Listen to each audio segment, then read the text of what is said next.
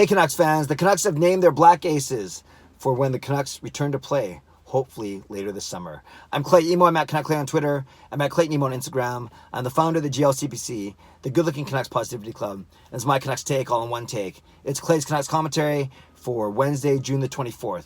This is where you get Canucks insight that's positive and timely. Although I'm not so sure about the timely part because I actually missed a day of vlogging yesterday. Not sure if you missed me, but if you did, thank you. And you may have heard me philosophically say that I don't like it when people say that they're busy or they're too busy, because to me that's often a reflection of poor time management. But yesterday I was busy. It was my daughter Kayla, all her festivities for her grade 7 graduation, so to speak. It was the farewell mass. She goes to Catholic school, St. Paul's School in Richmond. Farewell mass in the morning, and then her awards ceremony in the evening, and then I was at work in between. And the cool thing is, at the awards ceremony, Kayla won the Peter Webb Christian Witness Award. And that's an award named after a young man named Peter Webb who died tragically when he was only in grade 4 at St. Paul's School. He died of an illness. That was 20 years ago. And this award is voted by all the students in the grade 7 class.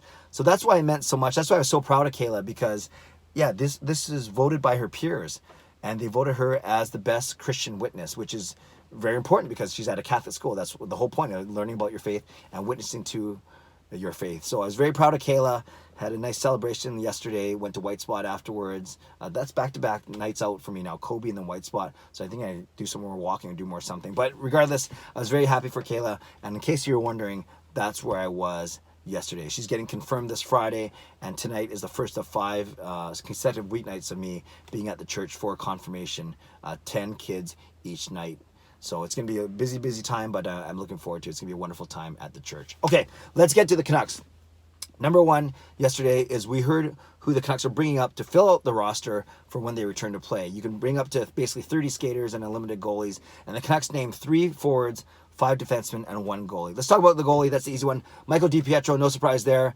I was kind of surprised they didn't bring up a 4th and Louis Domingue, given that you can have unlimited goalies, but maybe they think they only need 3 between Markstrom, Demko, and DiPietro. I really like that tandem, and if that's our tandem for the next few years to come, depending on what happens with Markstrom and the expansion draft, that's a pretty good tandem. So again, Michael DiPietro called up, named as one of the Black Aces, one of the extra players. So it'll be Markstrom, Demko, and DiPietro. Up front, the Canucks only named 3 forwards, and that's because if you include Josh Leivo, Michael Furlan, the Canucks have 16 forwards already at their disposal. You look at our top 6, Pettersson, Miller, and Besser, Horvat, Toffoli, and Pearson. And then you have Gaudette, Virtanen, Roussel, Beagle, Sutter, Mott. Then you still have Zach McEwen. You still have Louis Eriksson. You have Michael Furlan and Josh Leivo if they're healthy. So you already have 16. So the Canucks brought up only 3 forwards because there's no guarantee that these 3 forwards will even unseat any of the guys ahead of them. But they are planning to bring up Justin Bailey, Tyler Gravac, and Sven Baertschi. Bailey only had a couple of games with the team, a cup of coffee with the team, the Canucks this season. We know about his speed, we know about his agility, but basically his speed. But he didn't get a really chance to show his stuff. So he's still young, and he might get a chance, but he's one of the 3. Then you have Tyler Gravac, who's a center. You can never have too many centers at the NHL level, so that's good insurance. And he actually played a few games for the Canucks this season. And then you have Sven Baertschi, a bit of a surprise given everything he said in the media. Nothing bad, but the fact that he would like to be traded. But he does give you good insurance, a good NHL experience, and he can fill into your middle 6 somewhere if you need him to. But again, these are guys like number 17, 18, and 19. So we'll see. So the Canucks will have 19 forwards, presuming everyone is healthy, at their disposal.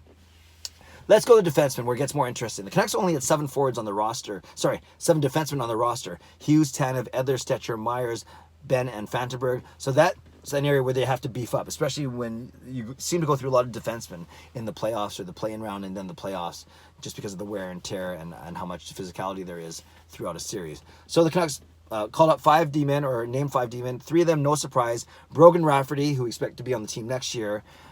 Ashton Sautner, and Guillaume Brisebois. So those are the 3 that we talked about a lot. Again, Rafferty, Brisebois, and Sautner. And then also on that list is Olli Juolevi and Jalen Chatfield. Chatfield has played for the Canucks a couple seasons ago, a few games. And Olli Juolevi is the exciting one from a standpoint, as many of you know, I still believe in him. I think we got to see something relatively soon, but still, he's only defensemen do take longer to develop, and it sounds like his agent was talking to Rick Dollywell. It sounds like Olli Juolevi is healthy and he's motivated and determined to really make an impact and to really be a solid contributor to our team. Whether that's this year in the play-in and playoffs or anything that happens, practicing with the team, being around the team, will have him, that much more confident and ready to go next whenever training camp is for the next season, whether that's October, November, or December. So again, the 5 D-men are Rafferty, Brisebois, Sautner, Juolevi, Chatfield. The forwards are Baertschi, Bailey, and Gravac, and our goaltender is Michael DiPietro. So the Canucks named 9 players to be added to their roster for their play-in series against the Minnesota Wild, which hopefully will start at the end of July or at the start of August, probably the very end of July, but we'll see. So that's good. No surprises there. It's all names that we've talked about over the past 3 to 4 weeks or so, but it's nice to hear that it becoming official because they got to get moving, right? If July 10 is open to phase 3 and of training camp, so guys got to start arriving into town pretty soon. And speaking of town, I hinted at this on Monday. More and more, it's still sounding like Vancouver is going to be named a hub city, along with Las Vegas, if they still feel confident going there. And many reports suggesting that Vancouver will be the western hub, and then Vegas will be the eastern hub. You can argue about home ice advantage. Yes, you're used to the rink, you're used to the ice, the boards, the glass, whatever it may be, just the sight lines, everything. It's hard to say how much of an advantage that's going to be versus obviously there's no crowd noise. They won't be deemed the home team all the time, so it's not like you're going to get the best line changes or the best matchups all the time. So that's something we can talk about as we go forward once the hub cities are actually named. But like I said, everything pointing towards Vancouver being one of those 2 hub cities, and I've expressed before, I think that's an exciting thing for our city and for our fans. Okay, Canucks fans, let me know what you think, in particular about the Black Aces or the extra players. Any surprises there? Anyone that you would have loved to see brought up, like a Cole Lind or anything like that? Or do you think the Canucks have it? They have it pretty much nailed in naming those 9 players: 3 forwards, 5 defensemen, and 1 goalie. Let me know any major omissions or any guys that you would not have named in this first round or in this round of call-up, so to speak. Leave a comment below. I love to read, react, and reply as always. Subscribe if you'd like to. Like this video if you like to. Stay safe, stay healthy, take care of yourselves, take care of each other. Have a great day. God bless, and go Canucks go.